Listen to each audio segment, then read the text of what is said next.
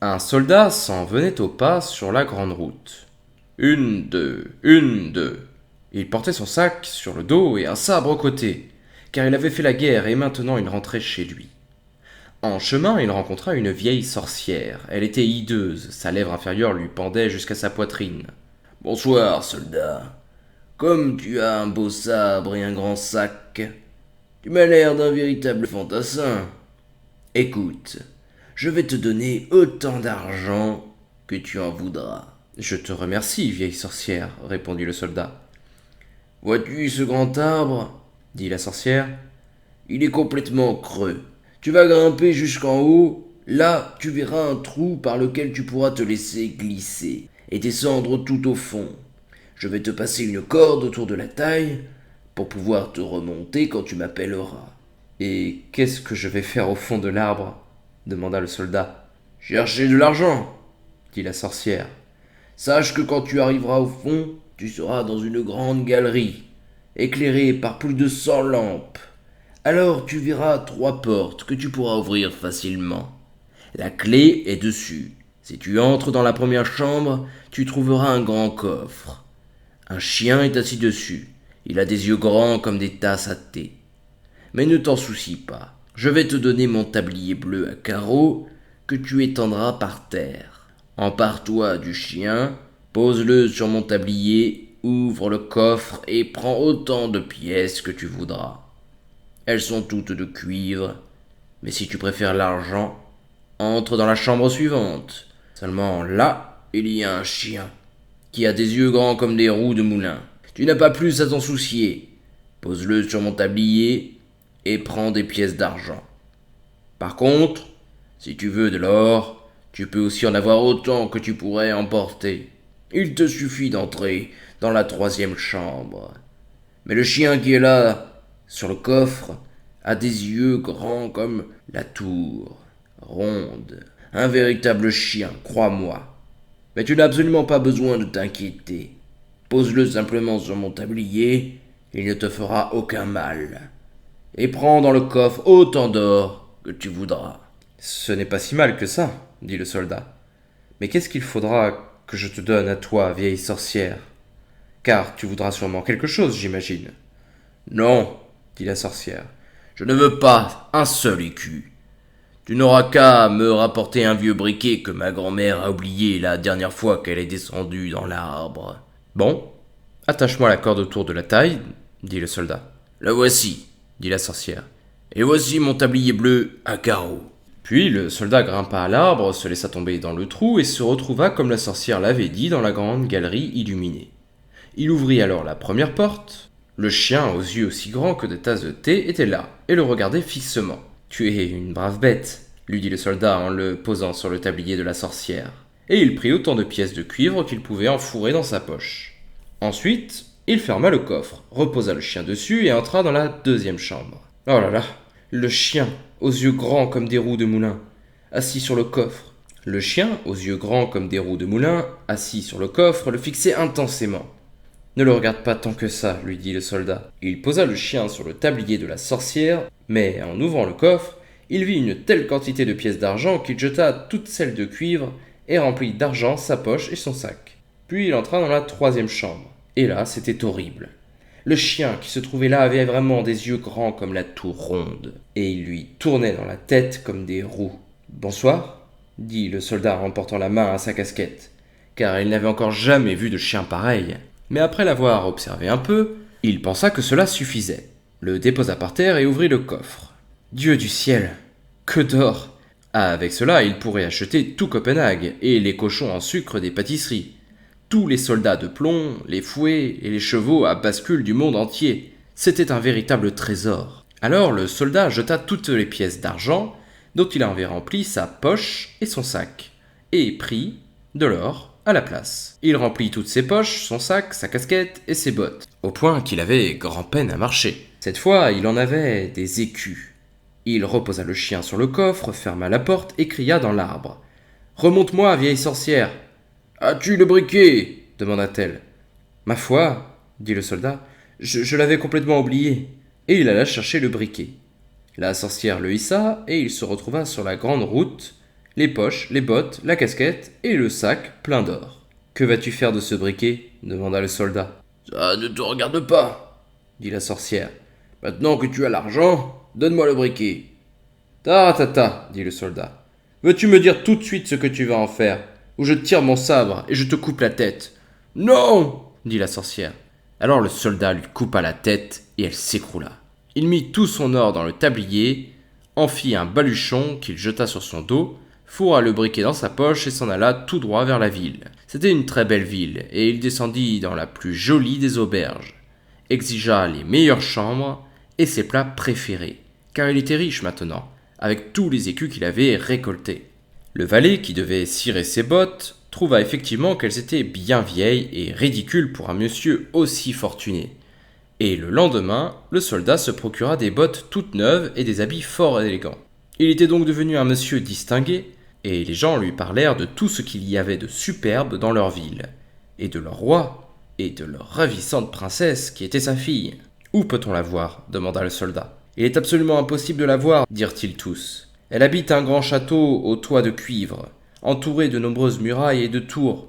Personne, hormis le roi, n'ose se rendre chez elle parce qu'on a prédit qu'elle épouserait un simple soldat et que le roi ne supporte pas cette idée. J'aimerais quand même bien la voir, pensa le soldat, mais il lui fut impossible d'en obtenir la permission.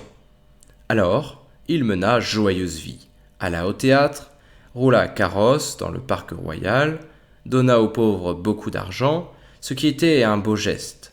Il savait bien, après les jours qu'il avait passés, combien il était dur de ne pas avoir le moindre sou. Désormais, il était riche et bien habillé. Il eut beaucoup d'amis, qui, tous, disaient qu'il était un homme charmant, un vrai gentilhomme, et le soldat s'en trouvait très flatté. Or, comme il dépensait de l'argent tous les jours et qu'il ne se souciait pas d'en gagner, il ne lui resta bientôt plus que 2 écus en poche. Il lui fallut quitter les belles chambres où il logeait pour en prendre une toute petite sous les toits, brosser lui-même ses bottes et les recoudre avec une aiguille à repriser. Et aucun de ses amis ne vint le voir, car il y avait trop d'étages à monter. Un soir, il faisait très sombre et il n'avait même pas de quoi s'acheter une chandelle, quand il se souvint d'une bougie minuscule qu'il avait gardée avec le briquet trouvé dans l'arbre creux. Il sortit le briquet et le bout de chandelle, mais au moment même où il battit le briquet et fit jaillir l'étincelle du silex, la porte s'ouvrit brusquement et le chien, aux yeux grands comme des tasses de thé, apparut devant lui et dit « Qu'ordonne, mon maître ?»« Quoi ?» dit le soldat. « En voilà un drôle de briquet. Si je peux avoir tout ce que je veux de cette façon-là, apporte-moi de l'argent, dit-il au chien. Et hop, voilà l'amiral parti, et hop, le voilà revenu, tenant une grande bourse pleine d'écus dans sa gueule. Le soldat comprenait maintenant l'importance de ce briquet extraordinaire. S'il le battait une fois, c'était le chien assis sur le coffre aux pièces de cuivre qui venait. S'il le battait 2 fois, c'était celui qui gardait les pièces d'argent, et s'il le battait 3 fois, celui qui gardait l'or. Le soldat redescendit donc dans les belles chambres, remit les bons habits, tous ses amis le reconnurent aussitôt et l'aimèrent de nouveau. Puis un jour, il se remit à penser à la princesse. C'est quand même bizarre qu'on ne puisse pas la voir. Elle est si ravissante à ce que tout le monde dit. Mais à quoi bon si elle doit rester tout le temps enfermée dans le grand château, aux toits de cuivre et aux innombrables tours? Est-ce que je ne peux vraiment pas la voir? Où est mon briquet? Il le battit, et hop, le chien aux yeux grands comme des tasses de thé arriva. « Il est vrai qu'on est au milieu de la nuit, dit le soldat. Mais je voudrais tellement voir la princesse, rien qu'un petit instant. » Le chien sortit immédiatement, et avant même que le soldat n'ait eu le temps de réfléchir, il le vit de retour avec la princesse. Elle était endormie sur le dos du chien, et si ravissante que quiconque pouvait voir que c'était une vraie princesse. Le soldat n'y tint pas. Il fallut qu'il l'embrasse. Ensuite, le chien courut ramener la princesse. Mais le lendemain matin, alors que le roi et la reine prenaient le thé avec elle, elle dit qu'elle avait fait un rêve étrange pendant la nuit. Elle avait rêvé d'un chien et d'un soldat. Elle avait chevauché le chien et le soldat l'avait embrassé. « Voilà une bien belle histoire, dit la reine. Mais une des vieilles dames de la cour dut veiller au chevet de la princesse la nuit suivante pour voir si ce n'était vraiment qu'un rêve. Le soldat mourait tellement d'envie de revoir la ravissante princesse que le chien revint cette nuit-là, la reprit sur son dos et courut tant qu'il put. Mais la vieille dame de cour enfila des bottes de marin et courut tout aussi vite à leur trousse. En les voyant disparaître dans une grande maison, elle pensa « Maintenant je sais où c'est ». Et avec un morceau de craie, elle traça une grande croix sur la porte. Puis elle rentra se coucher, et le chien revint avec la princesse.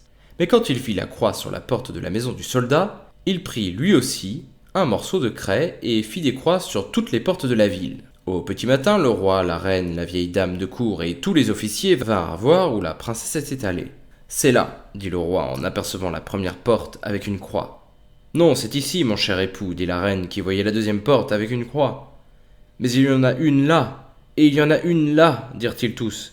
Où qu'ils regardent, il y avait une croix sur la porte. Alors ils comprirent qu'il était inutile de chercher davantage. Toutefois, la reine était une femme astucieuse qui savait faire bien d'autre chose que se promener en carrosse. Elle prit ses grands ciseaux d'or, découpa des morceaux dans une grande pièce de soie, puis cousit un joli petit sac. Elle le remplit de grains de sarrasin très fins, l'attacha sur le dos de la princesse et perça un petit trou dans le sac afin que des grains s'écoulent le long du chemin qui suivrait la princesse. La nuit, le chien revint, prit la princesse sur son dos et l'emporta au courant auprès du soldat, qui l'aimait tant qu'il aurait voulu être prince pour pouvoir l'épouser. Le chien ne remarqua pas du tout les grains qui tombèrent sur le chemin. Le matin, le roi et la reine n'eurent aucun mal à voir où leur fille était allée. Ils s'emparèrent du soldat et l'enfermèrent dans un cachot sombre et lugubre en lui disant « Demain tu seras pendu !» Ce n'était pas réjouissant à entendre, et il avait oublié son briquet chez lui. Le lendemain matin, entre les barreaux de la petite fenêtre, il aperçut les gens qui se hâtaient alors de la ville pour le voir pendre. Il entendit les tambours et vit les soldats qui avançaient au pas. Tout le monde courait.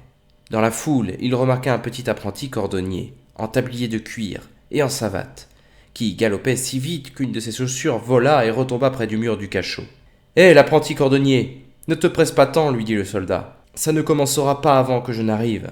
Mais si tu veux courir à l'auberge où j'habitais et me rapporter mon briquet, je te donnerai 4 écus. Seulement ne traîne pas en route. » L'apprenti cordonnier voulait bien les 4 écus. Il partit comme une flèche chercher le briquet, le donna au soldat, et nous allons voir ce que nous allons voir. En dehors de la ville, on avait dressé un grand gibet, autour duquel se tenaient des soldats et des centaines de milliers de personnes. Le roi et la reine siégeaient sur un trône magnifique, juste en face des juges et de tout le conseil. Le soldat était déjà en haut de l'échelle, mais lorsqu'on s'apprêta à lui passer la corde au cou, il dit qu'on permettait toujours à un condamné sur le point de subir sa peine d'exprimer un souhait. Il aurait bien voulu fumer une dernière pipe avant de quitter ce monde. Le roi ne voulut pas le lui refuser, et le soldat prit son briquet et le battit 1 fois, 2 fois, 3 fois. Et voilà tous les chiens, celui aux yeux grands comme des tasses à thé, celui aux yeux comme des roues de moulin, et celui qui avait des yeux aussi grands que la tour ronde. « Aidez-moi pour qu'on ne me pende pas, dit le soldat. » Et les chiens se précipitèrent sur les juges et tous les membres du conseil, attrapant l'un par les jambes, l'autre par le nez, et les lancèrent si haut en l'air qu'en retombant, ils se brisèrent en morceaux. « Je ne veux pas, dit le roi. » Mais le plus gros des chiens s'empara en même temps de lui et de la reine, et les lança en l'air à leur tour. Alors, les soldats furent épouvantés, et tout le peuple cria « Petit soldat, tu seras notre roi et tu épouseras la ravissante princesse !» Puis, on fit monter le soldat dans le carrosse du roi. Les garçons sifflèrent dans leurs doigts et les soldats présentèrent les armes. La princesse sortit du château au toit de cuivre et devint reine, ce qui lui fit grand plaisir. Les noces durèrent 8 jours, et les chiens prirent aussi place à table, écarquillant et roulant leurs yeux énormes.